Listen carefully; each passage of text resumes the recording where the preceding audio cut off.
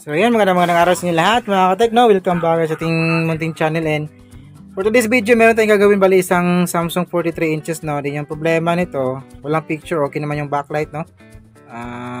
Pero bago yan, yung unit natin, bali yung problema nito is yun nga, wala siyang picture pero meron siyang backlight, so saksak natin no. Ayan.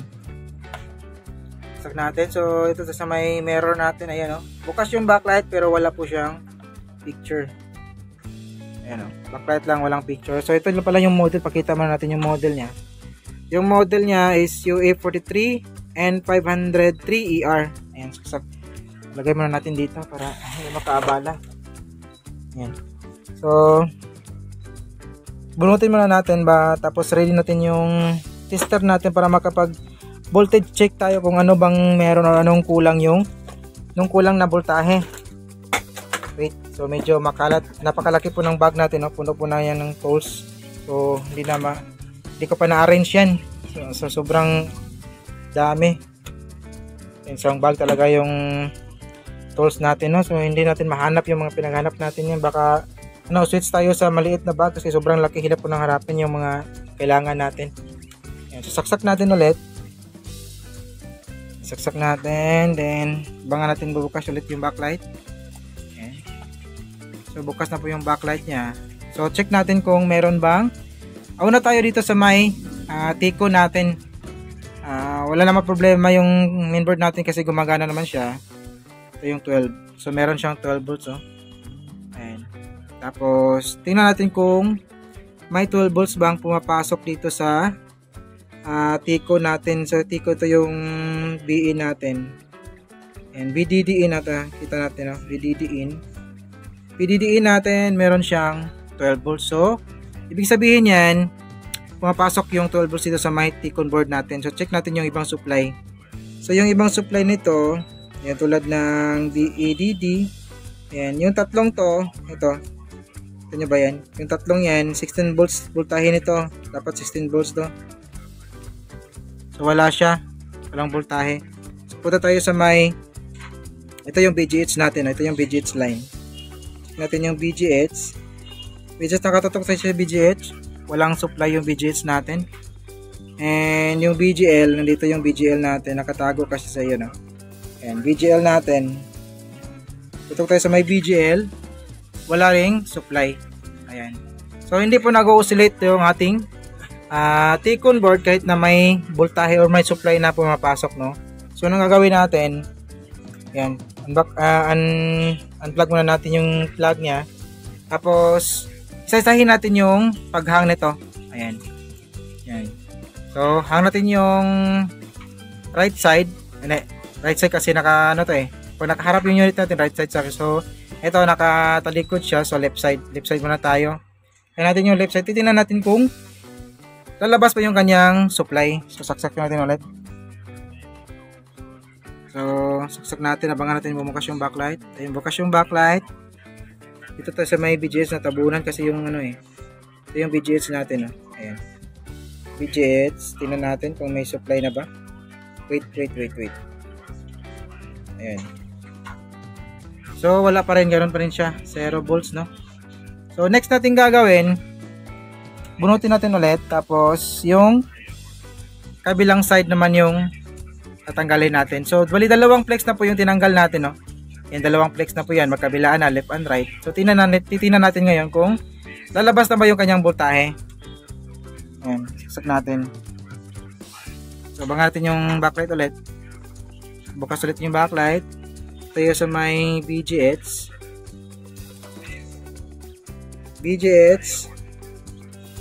So, wala pa ring supply yung BGH natin. So, walang supply yung BHC natin kung andun pa ba yung BE natin or BDD in. So, meron naman, andun pa rin, no? 12 volts. So, ibig sabihin nito, tinanggal natin yung left and right nya. Hindi pa rin mapapalabas natin yung supply tulad ng BGL, BGH, BDD at EBDD, no? So, meron kasing nag-comment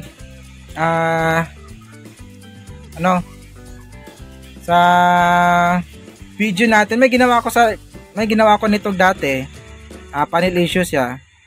So, sabi ng isang technician or hindi ko kailangan lang technician bro, or customer natin na may alam din siya kaya siguro technician yun.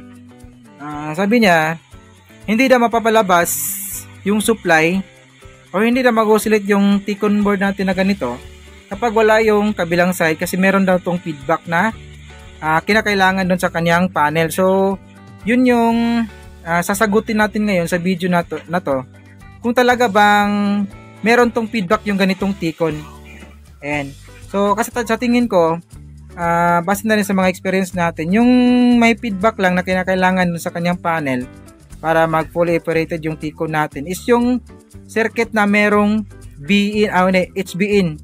From B-in, or tulad nito, VDD-in, meron ba siyang papasukan na switch transistor o switch IC na feedback na kinakailangan na galing sa may left and right bago niya papalabasin yung HB-in na magsusupply sa may level shifter or DC-DC. So dito wala naman tayong makikitang HB-in dito sa kanyang top board, no? Hindi, sa kanyang T-con board.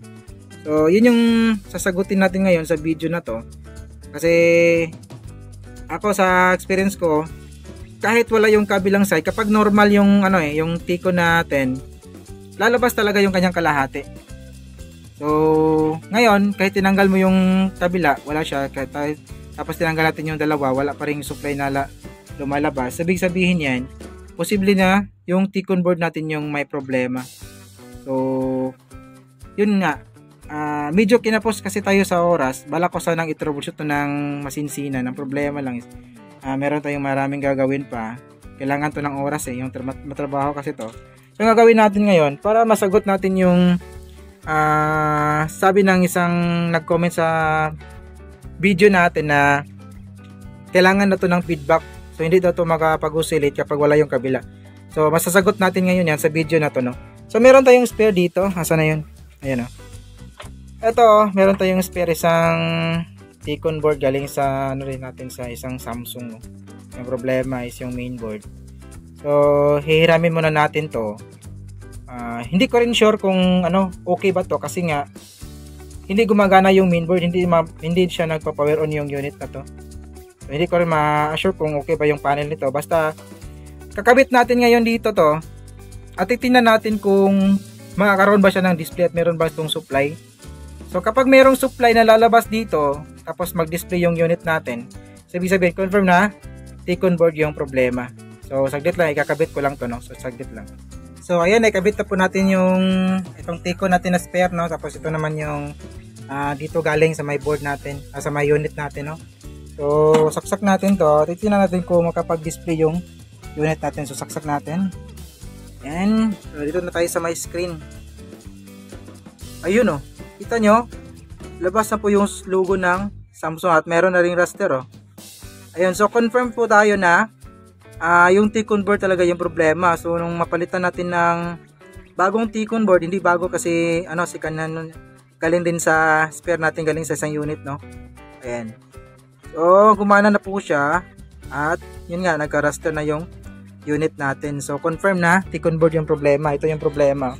Ayan. So gusto ko sana tong i-troubleshoot pero wait na lang, sandali lang, siguro kapag may vacant time tayo, yung wala tayong trabaho na kailangan madaliin, no. So medyo matrabaho kasi to, kailangan ng mahabang oras. So ngayon para masagot natin yung comment doon sa ating video na hindi daw to magdi-display yung hindi daw mag-oscillate yung T-con na to kapag wala yung kabilang side kasi meron nga tong feedback galing doon sa kanyang panel left and right. So kapag nawala yung left or it's either left or right, hindi to mag-oscillate o ma-operate yung T-con natin kasi kulang siya ng feedback, no. So kasi meron din nakalagay dito, ayan, oh. Tingnan nyo. Yun, oh. Feed. So parang feedback siya, feedback left. At dito, meron din siyang feed R.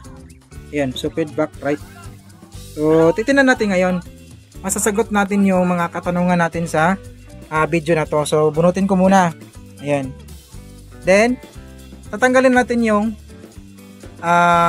left side natin na VAP na side ng panel. Titingnan natin kung hindi ba magdi-display or mapoprotect ba yung circuit natin sa may T-con na to. So ayan, nakahang na po yung ayan, left side natin. So saksak natin to. Saksak natin. So, may mirror ulit. Ayun. 'Di ba? Kahit wala yung left side, kahit wala yung kabilang side, makakapag-display pa rin yung kalahati niya. So ibig sabihin yan, walang feedback na kinakailangan yung ganitong T-con na inaantay sa kanyang left or right bago siya mag-proliferated or mag-oscillate. So kahit wala yung left niya, kahit wala yung lahat yung left and right niya, mapapalabas pa rin yan yung voltahe. Kasi wala nga siyang feedback na kinakailangan o kinukuha na inaantay sa galing sa may panel. So yun yan, nasagot na po yung tanong or yung pagdududa natin, no? Ayan. So gagawin natin ngayon, check natin yung voltahe niya. Ayan. Hindi, babalik ko lang muna tong yung yung ribbon natin ito sa may puntang left. So hindi natin tatanggalin tong right side natin kasi kung kahit wala yan, mag-oscillate pa rin, mag-proliferated pa rin yung T-con natin. Kapag normal, yun. Kung may problema, siyempre hindi po siya mag-oscillate, hindi siya mag-operate ng maayos. So tanggalin po na. So note, dapat siya, tuwing magtanggal kabit kayo ng ribbon na to, lagi na pong pinapaalala natin sa mga video natin, dapat na naka off yung unit, no? So balik ko naman muna to. Ayan.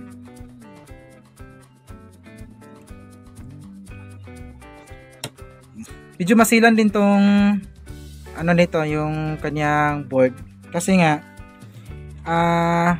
hindi po siya same dun sa mga standard na talaga na T-con. Yung kanyang yung ating swapping voltage, LC1, LC2 ay hindi iba po yung nakapangalan. Which is yung nakapangalan niya is yung ito, BDD1 at saka BDD2. So ito po siya.